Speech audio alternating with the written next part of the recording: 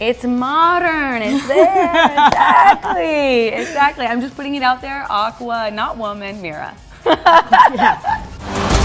Hey, wait! What? Shouldn't we have written it down first? I memorized it. Didn't you? Oh, yeah, totally. What did you just say? Something, trident. I gotta talk about Mira coming up in Aquaman because I'm so excited for her, and I love the strides that DC has been making, you know, on the heels of Wonder Woman.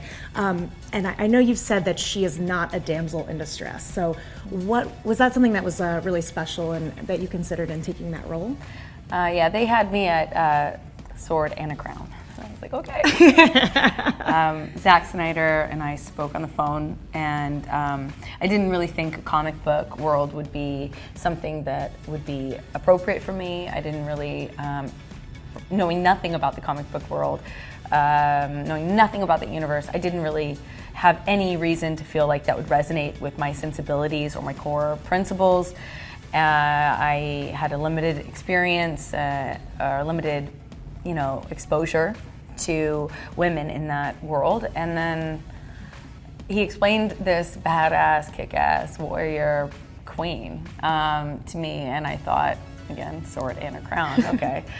And so I read the comic book, and I remember being an adult woman sitting in a nail salon reading a comic book. A, that's kind of weird. B, I remember the first scene I read in this comic, and they, Mira, my character's named Mira, and her male counterpart, Aquaman, played by Jason Momoa, they are, in the comic book version, saving a town, or they have just saved a town from some, aquatic disaster, hurricane or something of that effect. And, as the townspeople or the civilians are picking up pieces of their life, they look and they say, that's Aquaman, and they look to Mira and they were like, who are you? Is that Aqua Woman? And she stops what she's doing and she says, I have my own name. I'm not Aqua Woman. I have my own name. My name is Mira.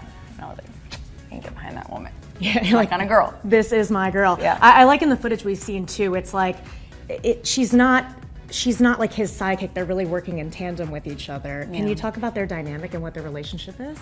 It's a very special dynamic, and one that does not put the burden of dependency on one or the other. I like that as a woman, I'm not relegated into a position of dependency or subservience, one that is not defined by the existence of the male counterpart in which she is providing a balance.